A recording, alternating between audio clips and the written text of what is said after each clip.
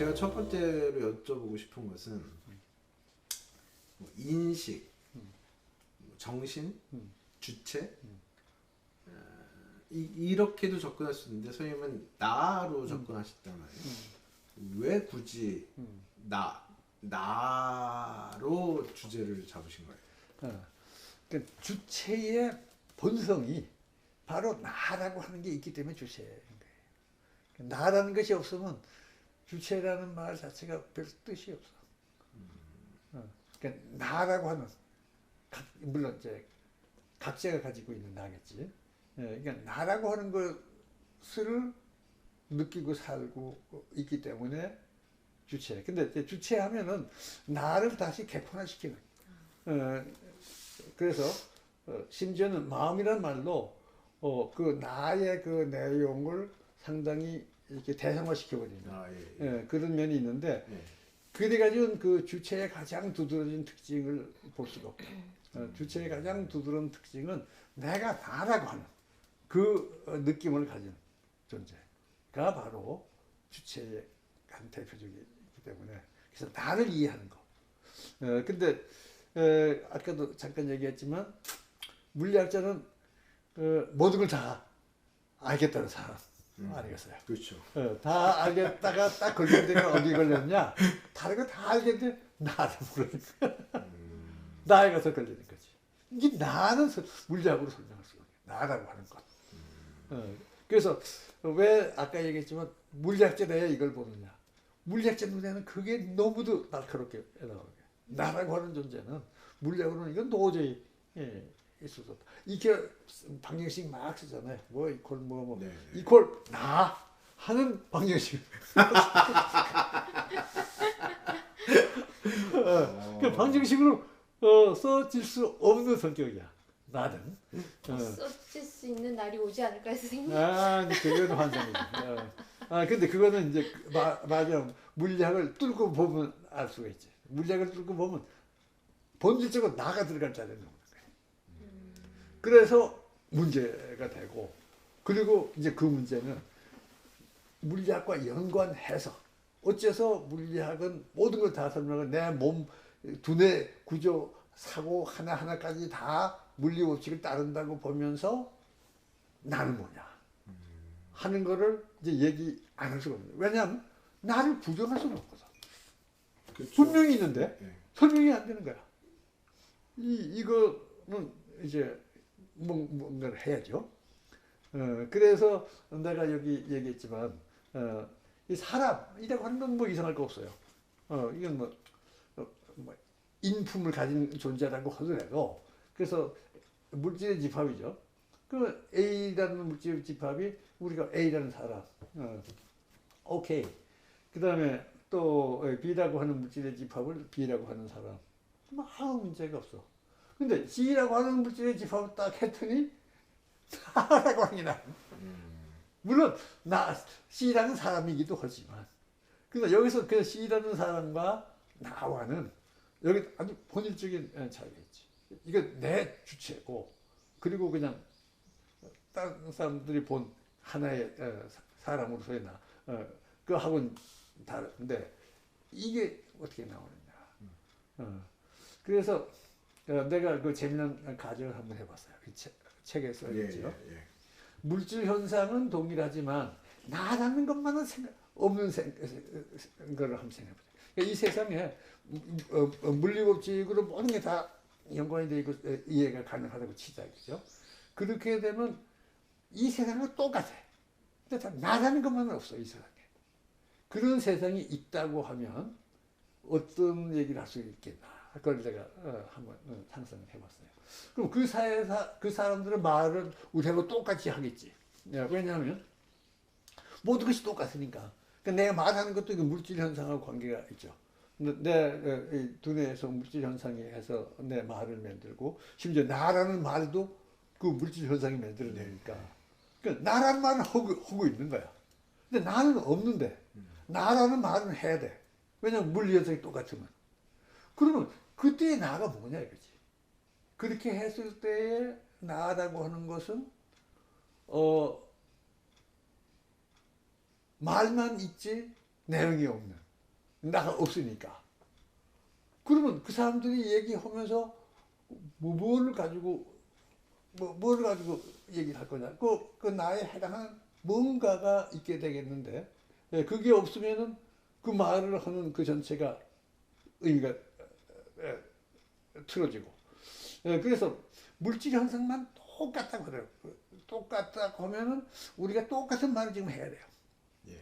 근데 여기 구멍이 뻥 뚫리거든. 네. 나라는 말 틀리고시 하고 있는데 스스로 다 우리 나를 가지고 있다고 하는데 나가 없는 거야. 그러니까 이게 모순이지. 그러니까 우리 처음에 나가 없다고 가정했는데 우리는 그 나라는 말을 우리는 물질 현상만 가지고 나라는 말이 나오니까 뭔가가 있는 거지. 그러니까 없다는 가정과 있다는 가정이 모순을 일으킨 거예요. 그래서 말하자면 물질 현상이 지금하고 똑같이 있고 적어도 인간이라고 하는 정도의 존재가 자연 속에서 우리 생명 현상을 통해서 생겨났다 그럴 때 그 사람들은 나라는 말을 한다 이거야. 그러면 나라는 것은 있어야 된다는 거지. 그 사람들이 말하는 나라는 것은 있어야 돼. 근데 그 나라는 것이 바로 주체다. 그러니까 다시 말하면 물리 현상이 제대로 있고 그 우리 사람까지를 포함한 이 생명 현상이 거기서부터 나왔다면 필연적으로 나라는 것은 그 안에서 나와야 돼. 없을 수가 없어요. 그러니까 그래서 나를 부정하면 유물론이 되겠지만 그러나 나는 내가 나로 느끼는 이상 부정할 수가 없는 거예요. 그게 있는데 근데 그런 것이 다시 말하면 물질 현상 위에 딱 더 얹어진 어떤 존재가 아니고 물질 현상에 다 있다면 거기서 나가 나와야 되는 거예요. 근데 그 나는 뭐냐? 그 나는 물질 현상하고 어긋나는 것이 아니야. 내가 말하고 생각하는 걸 다 나오는데 이것의 성격은 근본적으로 다르거든. 내가 나를 의식한다는 거는 물리 현상하고는 전혀 다르다. 그래서 이거는 하나인데 결국 물질 현상이고 거기서 나라는 것이 나와요. 이게 나오는데 이것은 물질 하나의 외면이라면 내면에 해당하는. 그리고 물질 현상인 나 자신은 물질 현상인데 그 물질 현상 자신이 나라는 것을 느끼고 있으니까 내면적인 존재가 있는 건데 이것은 말하자면 두 개의 측면이다 이거지. 그냥 물질만 있을 수가 없다. 왜냐하면 나가 나올 수 있으니까. 그래서 우리는 물질 현상이 있다 그러면 언젠간 적어도 언젠간 적어도 그 안에 나라는 것이 나오게 돼 있다는 거지. 그래서 이 우리가 사는 이 존재로는 이론적이긴 해요. 하나의 실체, 나눌 수 없는 하나지만 두 가지 측면이 있다. 내적 측면, 외적 측면. 외적 측면은 우리가 물질적인 거고 이것은 나 밖에 사람이 볼 수 있는 것은 전부 이건 그런데 그 안에서 느낄 수 있는 안에 들어있는 존재가 느낄 수 있는 것이 그 바로 나다. 그래서 나는 이론 이 측면론이라는 걸로 내가 표시를 했어요. 하나의 실체인데 두 측면, 본질적인 두 측면을 가지고 있다. 이걸 인정하지 않으면 모든 것이 모순이 되는 거죠. 그러니까 다시 말하면 내가 물리학을 했기 때문에 물리학으로 설명할 수 없는 뭐가 또 있다는 얘기를 할 수가 있는 거예요. 물리학을 모르는 사람은 당연히 있겠죠. 물리학이 아닌 분명한 게 있다는 거지. 근데 그것은 어떻게 되느냐? 내면적인 거고 물리학하고 절대로 벗어날 수 없지만은 다른 측면으로 나타나고 있는 이것을 인정해야 된다 하는 입장인데 지금 그걸 다시 내가 훨씬 후에 스피노자를 좀 보니까 나 깊이 스피노자를 연구는 안 했지만 스피노자가 이미 몇백 년 전에 한 거하고 크게 안 달라. 그래서 나도 지금 이 정말 스피노자는 물리학을 모르고도 그런 얘기를 했구나. 지금 물리학을 알기 때문에 그런 얘기를 하는데 근데 알고 보면 스피노자도 이미 물리학에 대한 철학적인 바탕을 가지고 있었다. 그래서 자연의 보편적인 법칙은 예외가 없다 하는 식으로 그걸 받아들이고 있었기 때문에 그런데 예외처럼 보이는 또 하나가 있다면 이건 그거의 한 속성이지 그거하고 다른 게 아니다 이렇게 보는 거죠. 그래서 스피노자의 철학을 난 지금 보면 근데 사실은 스피노자의 표현을 보면 이론 이측면론이라기보다는 이론 다측면론에 가까워요. 하는데 여러 측면이 있다고 하고 그 중에 하나가 마음 이렇게 얘기한 것 같은데 뭐 그건 중요하지 않고 실제로는 본질적으로 중요한 거는 마음이라고 하는 아주 그 중요한 하나이기 때문에 나는 둘로 해서 이론 이측면으로 봐야 된다 이런 생각을 하고 있죠. 그럼 이제 우주가 태어나서 이 물질 세계가 그 깊이 들어가면 양자역학적인 법칙 위에서 그리고 그 집합적으로는 통계역학적인 법칙 위에서 자연스럽게 뭐 원자를 형성하고 항성과 행성 체계를 형성하고 이런 과정 끝에 거기에 우연히도 자책 촉매적 국소 질서가 생겨나면 그런 그 질서들이 정교화돼서 물질로 이루어진 그 세계 위에 물질로 조성되어 있지만 2차 질서라고 할 수 있는 생명현상이 태어나고 그 생명현상 온 생명을 이루게 되면 그것이 뭐 계속 깊어진다고 할까 이렇게 굉장히 다채롭고 풍성해지는 경향을 얼마든지 가질 수 있고 그게 보편 법칙에 의해서 뭐 그래야만 된다라고 나온 건 아니지만 얼마든지 그럴 수 있고 그럴 개연성이 굉장히 가능하다라고 이렇게 이해가 되는데 이제 거기에 더해서 물질의 정교한 수준이 깊어지면 그 물질의 내면이 생길 수 있다라는 말인가요? 내면이 표출된다. 그전까지는 아마 내면이 숨겨져 있는지 모르지. 어쨌든 간에 그건 안 나타나니까 원자 수준에 뭐가 마음이 있다. 뭐 이런 거는 우리는 알 수 없어요. 그래서 그런 정교한 것이 되면은 외부로 표출이 돼. 내면이. 이게 주체, 나. 그래서 일단 내가 주체로 나를 느끼면 이번엔 여기 다른 사람들도 또 각각 자기의 나가 있잖아요. 그래서 이번에 나와 나끼리의 관계를 맺음으로써 대화가 형성이 돼. 그러니까 지금까지는 그것이 나타나기 전까지는 물질 현상만 보였는데 근데 이렇게 되면은 이번에는 주체가 내부에 이제 숨어 있다가 그러한 정교한 그런 어떤 질서 속에서 표출이 되는 거야. 나라고 하는 것이 이제 서로 간에 나를 인정하죠. 나라는 것이 표면에 나오는 거야. 지금은 이 사람 보고 어떤 A라는 물질 덩어리라고 나는 이제 부를 수가 없다고. 하나의 나하고 대등한 하나의 사람. 이런 상황이 지금 왔다. 그러니까 이 나는 지금 우리 인간과 인간이 이루고 있는 사회에서는 주체가 활성화 표면화되고 나타나서 주체와 주체 간의 관계를 통해서 우리 모든 것이 지금 이루어지고 있어요. 사회라고 하는 건 물질 덩어리. 우리 뭐 물질 덩어리 만나 앉아 있다 이렇게 얘기를 지금 안 하잖아요. 이게 놀라운 거예요. 그러니까 생명이 거기까지 오니까 지금까지는 내면에 있어서 전혀 보이지 않던 것이 외부로 표출이 되고 오히려 이제는 주체가 모든 상황의 중심에 서고 오히려 우리 몸이라고 하는 이것이 뒤로 지금 이렇게 빠져 있는 거야. 그래서 나는 그 관계를 메비우스 띠로 이제 그 모형화를 하는데 메비우스 띠가 이렇게 가다가 어느 순간에 이면이 표면으로 이렇게 나오잖아요. 그래서 다시 또 이쪽으로 가는데 한 번 이렇게 꼬여.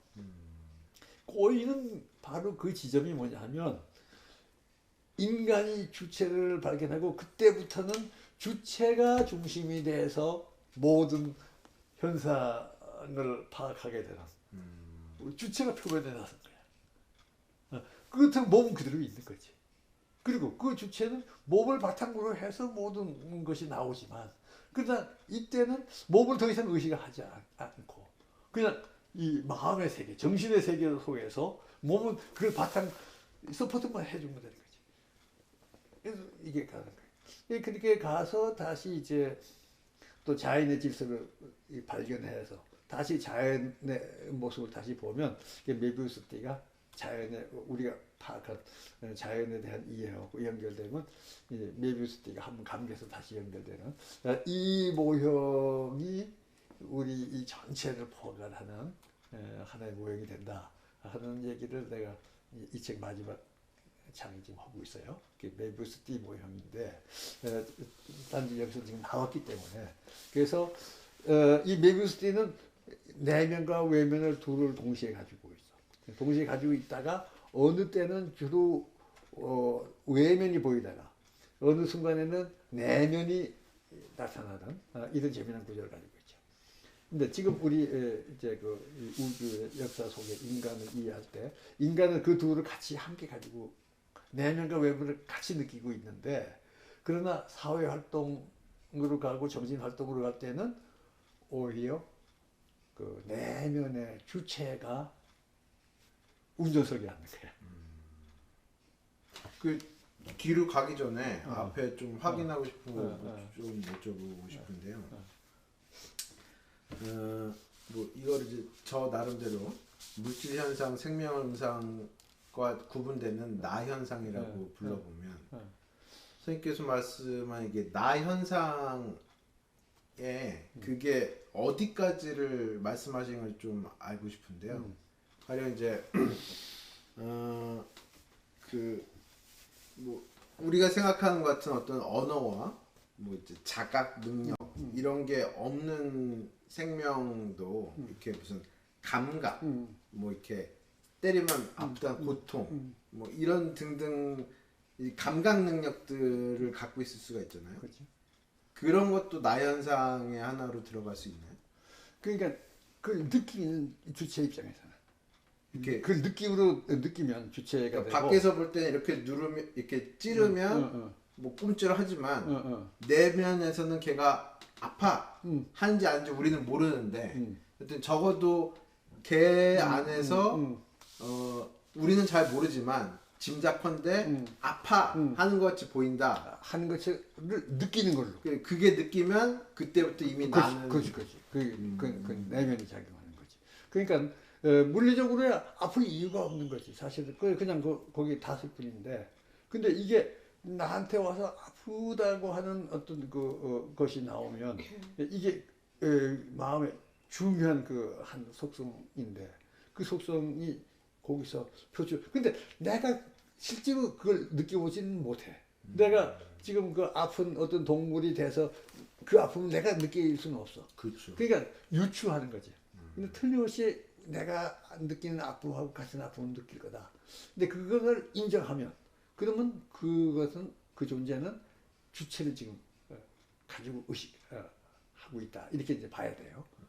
그래서 그건 대충 우리가 이제 현상만 봐도 왜냐하면 우리가 사람끼리는 그 쉽게 알지. 내가 아플 때 저 사람이 어떻게 되면 아프다 하는 건 내가 맞아 아파봐서 아니까 이렇게 쉬운데 동물은 조금 다르지만 거의 유사한 그런 것이 있으면 거기도 주체가 작동하고 있다.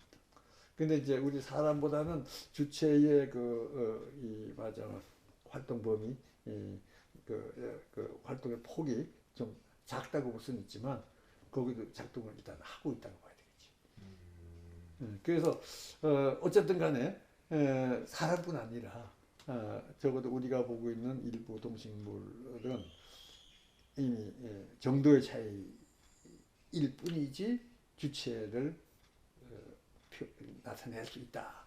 이렇게 보는 거예요.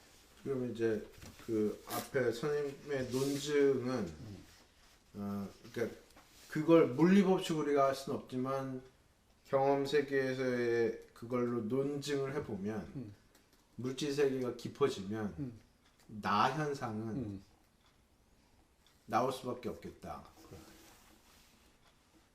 그러니까 말하자면 이제 아주 존재론적인 큰 가설은 물질 현상만으로 존재하는 물질 세계는 있을 수 없다. 그것이 어떻게 되면 언젠가는 주체가 나올 수 있는 그런 성격도 이 세계가 가지고 있다.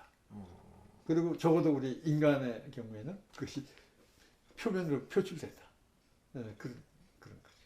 그러니까 굉장히 흥미로운 거예요. 그러니까 말하자면 이제 물리학 입장에서 좁은 물리학으로만 보면은 절대로 나올 수 없었던 건데 현상으로서 존재하고 그 현상으로 존재하는 것을 이쪽하고 연결을 하다 보니까 이번에는 물리학의 일부로 물리적인 상호작용의 대상이 아니라 그거하고 전혀 다른 이 측면, 다른 차원의 측면으로서 존재하는데 그 존재를 인정하지 않았어, 논리적으로. 그렇게. 그러면 이제 분리할 수가 없고 하나의 실체의 다른 측면이지만 그 둘 사이에는 그러니까 아까 이제 데카르트도 그런 거를 겪었던 것 같은데 인과라는 걸 논할 수는 없는 거죠. 그렇지. 인과의 문제가 인과는 이거 물질과 물질 사이에. 예. 근데 이건 인과가 아니고 하나니까 하나가 나타내는 서로 다른 그냥 측면일 뿐이다. 그러니까 내가 생각해서 팔을 든다. 뭐 내가 보고 싶어서 본다가 아니라 본다라는 것과 이 물질이 이러한 양태를 가지고 있는 것이 동시란 말은 좀 웃기긴 한데 여튼 같이 가고 있고 이게 정신이 내 몸을 조종한다든가 몸의 약물이 내 정신에 뭘 낳는다든가가 아니라 물질적인 어떤 양태와 내적인 어떤 이것이 같이 일어난다. 그리고 그게 어느 쪽에서 보느냐의 문제다. 이런 거라는 거죠. 근데 이제 우리는 이제 이런 생각을 할 수 있죠. 나라고 하는 것은 이제 그 외부의 영향에 무관하게 나라는 것은 변화가 없이 따로 있고, 그리고 뭐 이런 게 있으면 거기에 대해서 내가 적극적인 반응할 수도 있고, 그러니까 이 독립적으로 있다는 어떤 그 이 상정을 흔히 쉽게 하고 있지. 네. 그래서 그러니까 이제 그 나라고 하는 마음으로서의 나라고 하는 것이 있는데 물질이 와서 여기 닿고 또 물질에 대해서 내가 어떻게 하고 이렇게 생각하기가 쉽지만 더 근원적으로 보면 그렇게 구분될 수 있는 것이 아니라 그렇게 하는 것 자체도 이미 벌써 그런 신체적인 물리적인 영향 아래 가능하다. 이제 이렇게 보는 것이 맞다고 봐요. 그렇죠. 그렇게 따지면 더더욱 신비로운 게 물질 세계가 깊어지면 나가 나올 수밖에 없다니 참 놀라운 일이에요. 놀라운 거지. 이게 우주가 그리고 이 살고 있는 우리가 놀라운 존재. 알면 알수록. 근데 거기서 또 이제 물질의 내면을 논할 때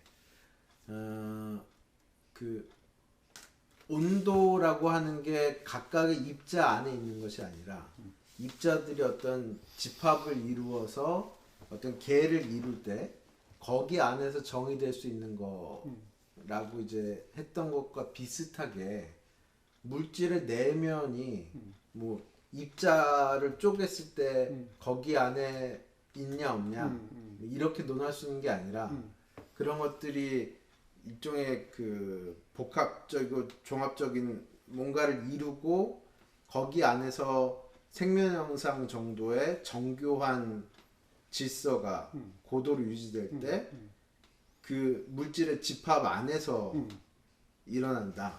이렇게 봐야 되겠죠. 그러면 이제 그 뒤에 아마 그렇게 말씀을 하시는 것 같은데 또 우리는 지금 이 나 생명 단위로 나를 느끼고 그러리라 다 짐작을 하잖아요. 근데 이제 뭐 최근에 와서 무슨 집합지성이 뭐 이런 얘기도 하고 결국은 우리가 책이나 뭐 이런 것들을 통해서 하는 것. 그 선생님도 여기서 쓰신 게 우리가 나라고 생각하는 의식이 결국 나로부터 유래한 게 얼마나 되겠느냐 뭐 이런 것도 물어보셨는데 그게 이 집합적 존재로서의 나 생명 안에 나 현상은 다시 또 다른 나와 어떤 그 접속을 통해서 또 다른 나 현상을 중충적으로 만들 수 있다고 보시는 거죠. 그렇지. 그러니까 이제 쉽게 말하면 이제 우리라고 하는 말을 쓰는데, 우리. 그러니까 이제 역시 1인칭 복수라고 우리가 얘기를 하죠. 1인칭이라고 할 때 이미 나라는 게 존재가 되는 거예요. 이 나를 중심으로 해야 1인칭이 되는 거예요. 그렇죠. 예. 1인칭 복수해서 우리 할 때는 지금 우리 여기 세 사람이 있지만은 이것은 서로 다른 나로 보는 게 아니라 우리 합쳐서 여기 합쳐서 하나의 어떤 주체에 해당하는 그런 그 의식을 지금 가지는 거지. 우리라고 할 때는 그러니까 나의 일부로 볼 때에 우리가 돼요. 그래서 이 나 의식은 내 몸 하나가 하나의 뭐 가장 작은 단위가 될 것 같은데 물론 그보다 더 작은 단위가 있는지 모르겠어. 세포 하나가 나를 느끼는지. 우선 이 집합적 주체라고 하는 거가 상당히 흥미로운 거예요. 네. 그러니까 우리란 말을 자연스럽게 쓰잖아. 그렇죠. 근데 이제 우리라고 할 때는 이미 함축되기를 나의 일부인 측면이 상당히 강해요. 물론 이제 우리 안에서도 또 나눠서 또그 너라고 하는 걸로 구분되지만 일단 우리라고 할 때는 이 전체를 하나로 보는. 그래서 우리로 느낄 때에 이 사람이 지금 어디 찔렸어. 그러면 물론 직접적인 감각은 내가 아프다는 건 못 느끼지만 이 마음을 찌링해서 같은 아픔을 느끼거든. 그러니까 적어도 이 마음의 입장에서는 연결돼서 같은 감정을 한 몸이 느끼는 거하고 조금 다른 방식으로. 그러니까 직접 여기 신경선이 연결되지는 않지만 여기 이것을 보고 시각으로 가서 저 사람의 마음의 아픔을 역시 찌르는 거야. 그러니까 단지 신경선을 가지고 직접 여기에 연결되는 것이 아닐 뿐이지 적어도 정보적으로는 마찬가지. 이것도 일종의 정보거든. 근데 그 정보를 유선과 무선. 그렇지. 저 사람의 시각을 통해서 그 정보가 전달돼서 여전히 아픔을 느끼는 거지. 그러니까 이게 우리일 경우에. 그러니까 그러한 의미에서 사실은 내가 나라고 하는 거하고 물론 다른 면도 많이 있지만 공통되는 게 굉장히 크다고. 이게 이제 집합적인 건데 이건 특히 이제 그 가정 같은 데서는 아주 가깝게 느끼게 되는 거죠. 그렇죠. 그러니까 가족 간에는 이제 이렇게 해야 되는데 이 공동체 또 어렵지 않게 느끼고 그리고 이게 점점 확대될 수 있어요. 그러니까 민족, 국가, 인류까지는 이제 누구나 다 지금 거의 인정하는 거죠. 그 안에서 또 문제를 일으키는 사람들도 있지만은 크게 보면 우리는 인류가 자멸해야 된다. 뭐 이런 식 말을 함부로 못하지. 우리는 인류는 하나로 같이 살아야 된다는 생각을 하는데 그 이면에는 마음으로 느끼는 건 그것이 내 몸이라는 것을 얘기해요. 근데 이제 보통은 내 몸을 요거 하나를 중심으로 하기 때문에 내 몸이라는 의식에 감가서 옅어지게 되는 건 사실인데 그래도 그런 내가 내 몸을 생각한다는 거에 해당하는 옅긴 하지만 그런 걸로 연결이 되거든. 이것이 이제 집합적 주체야. 근데 그 집합적 주체가 이제 되는 건 뭐냐 하면 그렇게 해야 우리 삶이 서로 연결되어 있는 삶이. 내가 왜 내 몸을 의식하고 아끼느냐. 내 생존이 이걸 보살펴야 가능하기 때문에 그렇게 되는 건데 우리 집합적인 주체도 마찬가지. 그래야 우리 집합적인 존재가 생존할 뿐 아니라 간접적으로 나도 생존에 유리해지고 해서 이게 여겨지는 거예요. 그렇게 되면 이거 어디까지 갈 거냐? 근데 생명의 단위가 어디냐? 생명이 어디까지 있어야 생명이냐?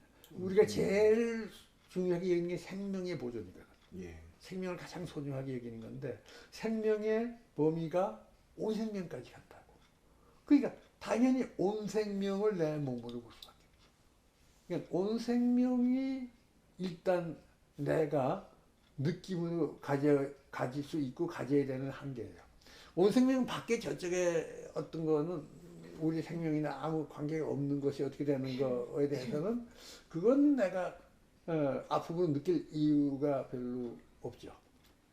그렇지만 이 온 생명은 직접 내 생존에 관계되기 때문에 그래서 이 온 생명을 나로 느끼는 것은 개인으로서 개인이 이 자기 주체를 이렇게 그 확대해 나가는데 갈 수 있는 가야 되고 갈 수 있는 이제 그 한계죠. 그래서 각자가 온 생명을 나라고 느낀다 이거예요. 그럼 그 온 생명은 내 온 생명이나 최근의 온 생명이 거의 99.99% 공통되고 딱 요 서로 그 안에서 있는 작은 개체 하나만 살짝 다를 뿐이에요. 그렇죠. 그러니까 거의 같은 나를 지금 느끼고 있는 거예요. 그래서 그것이 같이 모이면 그것이 온 생명의 주체가 되는 거지. 그러니까 이제 말하자면 내가 나를 생각할 때는 내 안에 있는 신경세포들이 서로 연결을 해서 어떤 사고를 하는 거나 마찬가지로 우리가 우리 온 생명 안에서 서로 얘기할 수 있는 사람들 얘기하면 우리의 마음이 연결이 되고 생각이 정리가 되고 함께 하고 심지어는 아는 것도 공유가 되고 이렇게 되니까 온 생명 전체를 하나의 주체가 그 안에 있다. 그 하나에 우리는 참여하고 있다. 이렇게 볼 수가 있어요. 그래서 생명체로서의 온 생명이 하나일 뿐 아니라 주체로서의 온 생명도 하나라고 볼 수가 있다는 거지. 그러니까 이것이 맞으면 우리는 온 생명을 나로 엮을 수 있고 그리고 온 생명이라고 하는 것은 생명의 본질적인 단위지만 그것은 주체를 그 안에 부여할 수 있다. 근데 그 주체의 중요한 역할을 하는 것은 말하자면 우리 경우에는 인간의 의식이 서로 주체가 되고 그리고 인간이 우리를 하나의 공동체로 하나로 볼 때에 그 몸이 온 생명이 되니까 그래서 말하자면 우리 인간은 사람으로 비유를 하면 사람의 두뇌 속에 있는 신경세포들을 서로 연결해서 나라고 하는 걸 만들듯이 사람과 사람 우리도 다 정보적으로 연결되는 거예요. 이 신경세포도 정보적으로 연결되는 게 중요한 거예요. 네. 우리도 정보적으로 연결되고 심지어 물리적으로도 연결되지. 왜냐하면 지금 말 소리가 가서 소리 네. 그러니까 정보적으로 물리적으로 다 연결되어 있는 거야. 두뇌하고 똑같은 역할을 우리가 함께 하고 있는 거예요. 이것이 하나의 의식 주체가 될 때 그것이 온 생명의 의식이다. 이렇게 보지 못할 이유가 없겠다는 거예요. 그래서 우리는 온 생명이 우리 생명의 단위지만 의식 주체의 단위이기도 하다. 그러니까 온 생명은 의식 주체를 가진 살아있는 존재다. 이렇게 되는 거지. 의식 주체로서 온 생명이 되려면 문명이 이 정도까지는 발전이 돼야 가능한 거네요. 그래서 내가 지금 우리가 놀랍다고 하는 걸 말하는데 뭐냐 하면 우리 온 생명은 40억 년의 역사를 거쳐서 지금 온 거예요. 근데 그 40억 년 동안 적어도 온 생명의 의식이라고 하는 그 주체가 그 안에 있었냐? 아무리 생각해도 주체가 있었다고 생각하지 않아. 그리고 그나마 주체를 그래도 비교적 명료하게 의식한 거는 사람이 태어나면서 각각 개인의 주체가 싹트기 시작할 때부터 이제 그 주체가 나오고 그리고 그 주체는 곧이어서 우리라고 하는 이 집합적 주체로 가고 그리고 이제 우리가 온 생명이다. 우리 몸이 온 생명이다. 그리고 온 생명에서 우리가 활동하는 정신적인 존재는 우리 두뇌 안에서 내가 나를 의식하고 있는 이거하고 다를 게 없다는 걸 이해하면서 아하, 우리 온 생명이 의식의 주체가 됐다. 비로소 이런 얘기를 할 수가 있어요. 근데 이게 굉장히 놀라운 현상이지.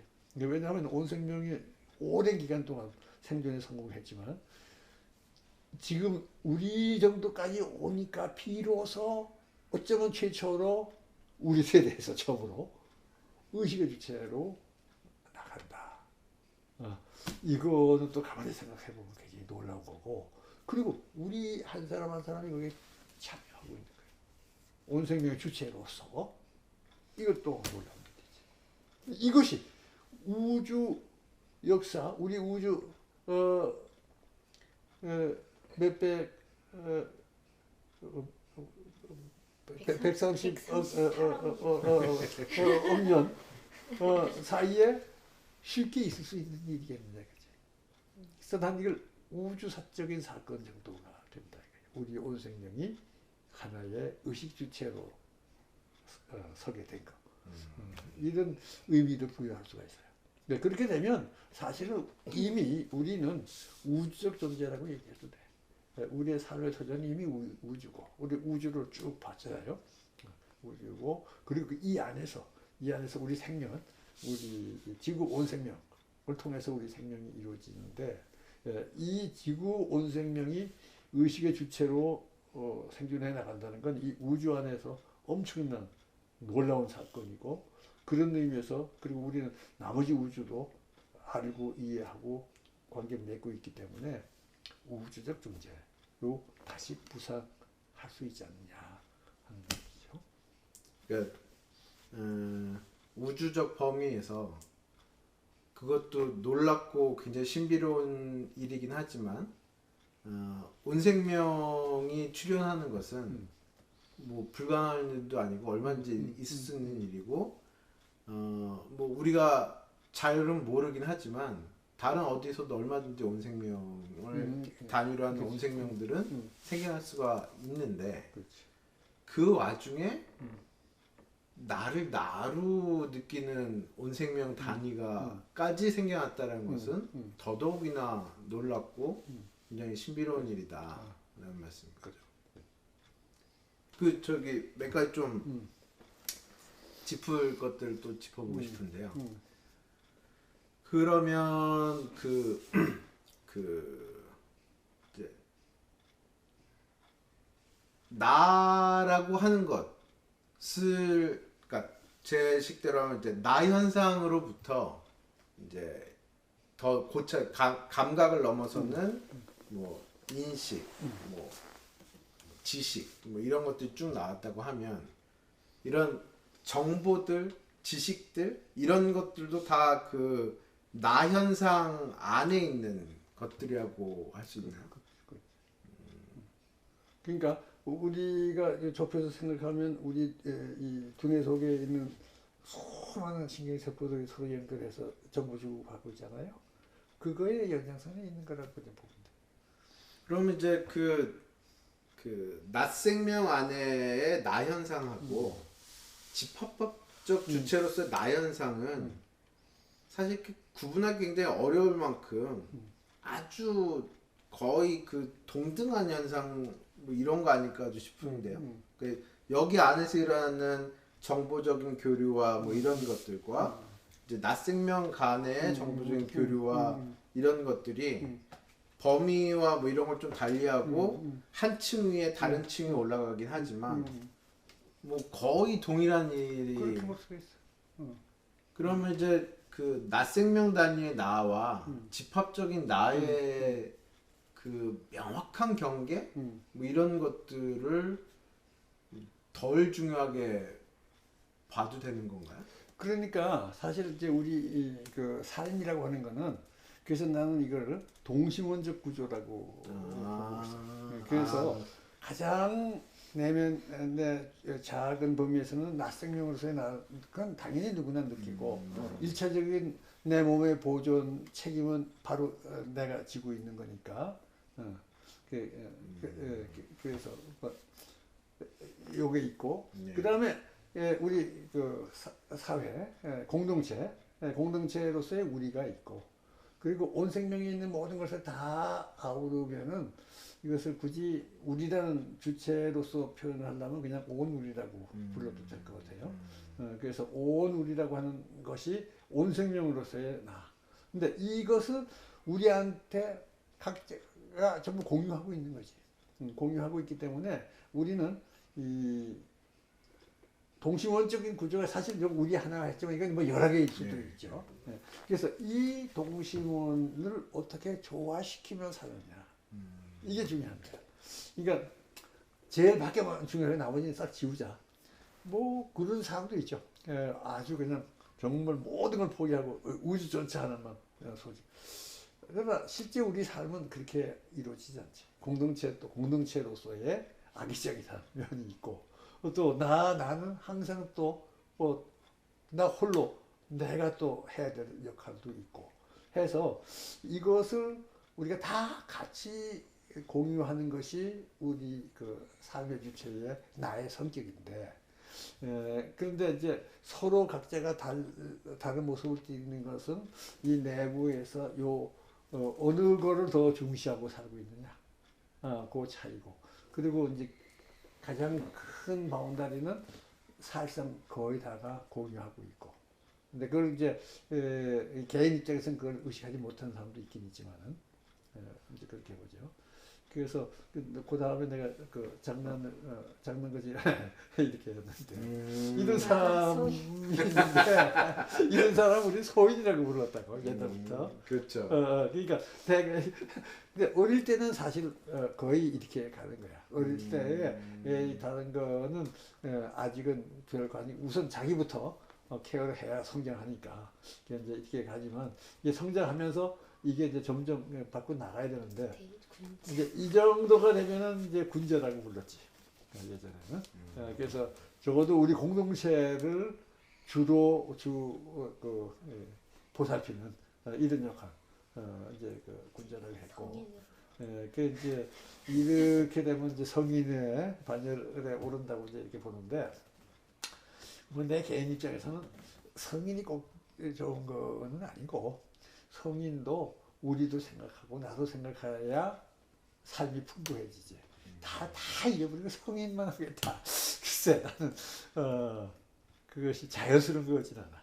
근데 이것은 거의 사람이 의식을 못하는 게 대부분이기 때문에 이것을 좀 강조할 필요는 있죠. 그래서 적어도 온 생명 정도의 삶을 내가 살아가는 거. 이거를 우리가 꼭 가져야 되지만 그걸 위해서 나머지를 다 포기할 필요는 없다. 이런 얘기예요. 그래서 그 이번 장의 모든 것을 내가 그 좀 집합적으로 요약한 게 그 앞에 어디 있나? 이게 이게 심학 8도네요. 8도에서 이제 이렇게 요약을 했어요. 그래서 이 작은 나 큰 나 둘로 그냥 나눴지. 앞에 사실 중간에 이해할 수 있지만, 그렇죠, 예. 근데 각각의 나가 그 빨간 건 내면은 나 의식으로 나고 외면은 몸이. 그리고 온 생명도 큰 나는 뭐 또 큰 온 우리는 이건 내면으로서의 의식 주체로서의 나고 밖에 파란 거는 이제 그 몸으로서의. 그러니까 몸과 마음이 구분될 수 없는 하나인데, 근데 이제 그 안에 그 내면을 보면 이런 각각이 이런 그 동심원적인 구조를 복합적으로 가지고 있다. 이렇게 이해를 해본 거죠. 여기 한 번씩 꼬아 주셔야 될 것 그거는 우리 뒤에서 또 다시 한번 그거 이제 논하고 어쨌든 간에 현재 우리 삶의 입장에서 보면 사실은 이 나 주체가 우리는 표면에 지금 나와 있는 우리 현재 삶은 물론 몸 중요하지만 우리의 일차적인 관심은 나라고 하는 주체에 있다 이렇게 볼 수가 있죠. 그리고 이게 그 여기서 좀 깜짝 놀랐었는데요. 427페이지에 삶이라는 한마디로 규정하자면 생명의 주체적 운영이라고 할 수 있다. 여기 이 말에서 되게 좀 뭐랄까 깜짝 놀랐달까. 그래. 그러니까 생명이 온 생명을 단위로 생겨나고 그 생명의 전개가 낮 생명으로 이렇게 쭉 전개가 되고 있다고 할 때 뭐 사실 이제 그 굉장히 낮은 수준의 생명이라고 하면 무슨 이렇게 세포들이 꿈틀꿈틀 되는 것 같은 뭐 그런 이미지로도 생각할 수 있지 않습니까? 근데 그게 이제 어느 정도 전개가 되고 정교함이 더해졌을 때 이렇게 고통 뭐 여러 것들 지각할 수 있는 나가 나왔을 때 그때 비로소 삶이라는 게 시작된다라고 이거야만 볼 수가 있는데 그렇지. 내가 나를 나로 느끼면서 물질이 생명 현상을 유지해 나가는 그것이 바로 삶이다. 그 삶이 이제 한편으로 보면 물질적으로 이해가 되는 측면이 있고 또 한편으로는 또 그 나라는 그렇지. 측면에서 그래서 이해되는 측면이 그게 있고 이제 같은 현상이지만 그걸 그냥 이 나를 숨겨버리고 생명 현상으로만 보면 그건 생명 현상이지. 그렇죠. 예. 현상이지 삶이라고 보기는 어렵다. 이게 물론 살아있다 그런 의미에서가 아니고 그런 의미는 뭐 살아있긴 하지만 우리가 삶이라는 명사를 만들 때 그 삶은 주체가 운전석에 앉을 때 주체가 운전석에 앉아서 영위할 때가 삶이고 그것이 주체가 없고 이 몸이 주관하게 되면 그건 현상, 생명 현상. 그래서 삶이라고 하는 것이 이제 그런 의미를 가진다. 이 메비우스 띠를 보면 이것이 밑에 있다가 표면으로 나올 때부터가 삶이다. 그러니까 이제 이 주체가 운전석에 앉은 때부터 그 삶은 주체가 운전석에 앉을 때가 삶이다. 그렇게 보는 것이 적절하다고 봐요. 그러니까 삶을 위해서 이해하는 거지. 삶이 뭐냐 하면은 그 안에 나타난 그 주체가 주관이 돼서 자기 판단을 하고 호흡을 하고. 그 선생님 옛날 책 중에 이제 유명한 책이 삶과 온생명인데 거기에 삶과 온생명이라고 쓸 때는 이렇게 그 생명을 운영하는 나를 염두에 두고 이렇게 삶과 온생명이라고 지으신 거예요. 이제 그때의 그 삶은 우리 그 동서 학문의 특징을 구분해 보면 동양 학문의 전통적인 동양 학문에서는 삶의 문제를 표면에 내세우고 모든 책이죠. 그래서 삶을 중시한 거죠. 이제 그거에 비해서 서구 학문은 이원을 했지. 물질과 마음. 그래서 물질만에 대한 학문이 따로 있는 거예요. 그 다음에 이제 마음에 대한 것은 또 그것도 별개 인문학이 따로 있고. 근데 이제 그걸 둘로 이렇게 갈라서 체계화했고 뭐 그렇게 해서 특히 그 물질 현상에 대해서 상당히 성공적인 학문을 이제 성취했지만은 동양에서는 본질적으로 삶을 어떻게 살 거냐 해서 그 삶의 문제에다가 모든 걸 구체화를 시킨 그런 형태로 학문 전개를 한 거예요.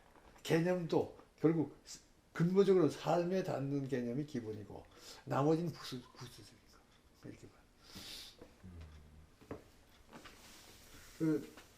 저는 이제 중학교 때부터 왜 문득 그런 생각이 들었는지 모르겠는데 어느 날 밤에 혼자 누워서 천장을 바라보며 있다가 문득 내가 죽으면 이렇게 나를 나로 생각하는 나도 없어지는가 하는 생각이 문득 들었고요.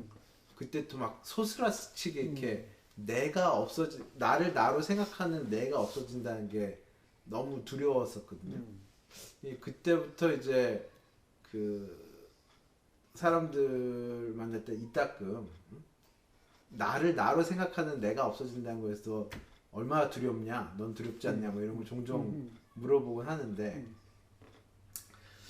그 양자역학과 상대성 이론을 논하던 책의 후반부로 왔을 때 나라고 하는 게 138억 년의 이 존재 세계로부터 쭉 이렇게 풀어져서 나와가지고 이렇게 설명이 되는 요런 국면으로 오니까 뭐랄까 좀 뭐 그렇다고 해서 내가 없어진다는 죽음에 대한 두려움이 사라지는 건 아니지만 뭔가 좀 평정심을 갖고 보게 된달까?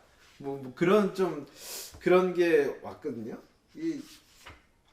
이 알미라고 하는 게 원래 이렇게 나 자신에 대한 이해와 나 자신에 대한 어떤 제어, 뭐 조정 이런 거에 다 도움을 줄 수 있는 그렇죠. 건가요? 그래서 이제 내가 여기서 강조하고 싶은 거는 이 전체를 다 맞아 물질 세계를 포함해서 처음부터 그냥 나만 가지고 처음부터 생각하는 것이 아니라 우주 전체 모든 물질적인 걸 통해서 그것을 나하고의 관계까지를 이해함으로써 비로소 나를 제대로 알게 된다. 근데 내가 중요하다 그래서 나는 나만 하자. 세상을 다 던지고 뭐 그런 비유가 어쩌면 오해를 일으킬 수도 있지만 모든 걸 던지고 산에 혼자 올라가서 수도만 하자. 그 나만 이해를 하자. 내 마음이 모든 것이니까 내 마음만 따지자 하고 사는 그 삶이 나를 제대로 잘 알게 하는 걸까? 나만 이해하자. 제일 중요하니까. 근데 그것이 과연 나를 정말 이해하는 제일 좋은 길이냐? 이런 데서 나는 물론 그렇게 해서 깨닫는다고 하는 사람들이 있으니까 그 주관적인 깨달음에 대해서 내가 뭐라고 할 수는 없지만 적어도 지금 우리가 여러 가지를 감안해 볼 때는 나를 알기 위해서는 이 전체가 여기까지 온 것까지를 봐야 된다. 아까 잠깐 얘기했지만 내가 물리학을 하기 때문에 나 문제가 심각해졌다 하는 말이 네. 그것하고 관계가 있어요. 네. 그러니까 우주 전체 이러이러한데 여기에 나라는 이것이 이렇게 연결되는구나 했을 때 나에 대한 이해도 더 깊어진다는 거지. 그래서 그렇게 되고 그것은 아까도 좀 얘기했지만 나이에 따라서도 차이가 있어요. 중학교 때 그런 생각을 했다는 건 당연한데 그리고 다음 아까 다음 이렇게 돼. 중학교 때 이런 상태거든. 이거 없으면 아무것도 없는 거야. 그렇죠. 이게 불안할 수밖에 없지. 그렇죠. 근데 이제 그 다음에 근데 선생님 지금도 이 그래요. 사육신 이런 분들은 이거 희생하고 이걸 살리려고 한 거라고. 그러니까 군자지. 네. 하지만 성인이 되거라 그다음. 그러면 없어도 돼. 이게 나니까. 그러니까 요거 지워도 된다고. 이걸 나로 생각하는 사람은 이거 꼭 거기에 있어야 될 필요 없지. 안 그래? 그래서 이제 나쯤 되면 내 나이쯤 되면 요거 지금 상당히 이거 이제 제가 지우려고 그래. 지워서 마지막에는 아주 자연스럽게 그러나 내가 죽는 거 아니야. 이건 나를 보기 때문에. 그래서 우리 이 생명 이거 중요한 거지. 내가 잠깐 난 이제 단지 이동안 나로서 이거를 위해서 할 수 있는 뭔가를 지금 이렇게 줘야 될 건 주고 그 다음에는 어차피 뭐 시간에 약간의 차이는 있지만 더 길고 짧은 거 정도지 이제 사라져야 될 존재인데 그러니까 온 생명이 커다란 나무라면 내가 하나의 잎인데 그 잎은 언젠가는 떨어져야 되나. 그래서 나무는 그냥 살아있는 거거든. 근데 그 나무를 나라고 생각하느냐 아니면 잎만 나라고 생각하느냐에 따라서 큰 차이. 잎만 나라고 생각하면 떨어지면 끝이야. 근데 그렇죠. 이렇게 되면 죽질 않죠. 그냥 단지 쉬는 거지. 왜냐면 쉰다는 건 이것이 활동하면 고달프거든 사실은. 이제 그만 고달프도 된다 이거야. 나머지가 이제 나를 용인해 주는 거니까. 그런 생각이 돼요. 그래서 이 나를 이렇게 이해한다는 거는 이제 특히 나이 먹으면은 걱정을 안 해도 돼.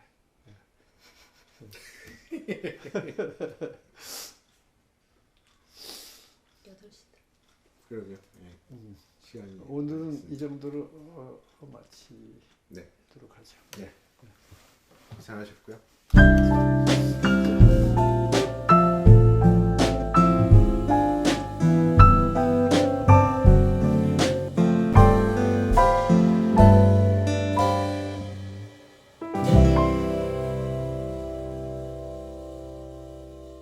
네, 이제 그 다음 한 번만 더 이제 제작하면 일단 마감하네.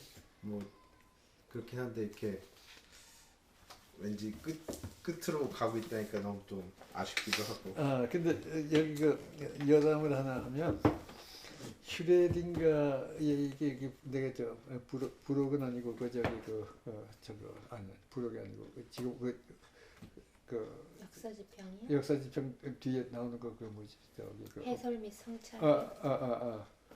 거기에 내가 슈레딩거의 그 의식은 하나다 하는 말을 네. 예. 소개한 게 있다고. 네. 그게 참 이해하기 어려운 거거든. 네. 근데 이렇게 아까 데카르트 얘기했지. 네. 데카르트는 뭐냐면 의식은 나눌 수 없다고 했어. 네. 의식이라고 하는 건 나눌 수 없다고 했지. 네. 그런데 우리는 온 생명 의식을 가지고 있어요. 그럼 온 생명 의식을 하나 놓고 의식의 불가분성 데카르트를 한테 합치면 네. 그러면은 온 생명은 나눌 수 없는 거야. 온 생명 의식은. 그러니까 데카르트는 의식을 나눌 수 없고 하나다 하는 거는 온 생명 의식을 그냥 얘기해. 온 생명 의식을 생각하면 그 의식은 당연히 하나이고 그리고 바로 데카르트가 얘기한 하나의 의식이니까. 그러니까 온 생명 플러스 데카르트의 의식 개념을 쓰면 슈레딩가의 의식이라고 생각해. 내가 이거 오늘 말할 거 준비하기 위해서 예. 생각하다 보니까 여기 생각이 저 어렵더라고요. 복관된. 그래서 그 생각이 났길래 내가 얘기하는 거다. 오늘 여기 강의에서까지 할 건 없고 고생하셨습니다. 했었어요. 좀 이렇게 뒤로 갈수록 이렇게 뭔가 8장 좀 어려웠어요. 뭉클한 책이 되어가고 있어. 제일 어려운 부분이지 사실은 8장이. 네. 제일 어려운 부분인데 제가 앞에 할 때 뒤에 다시 보면서 야, 이 양자역학이 문제가 아닌데라는 생각이 들더라고요, 선생님.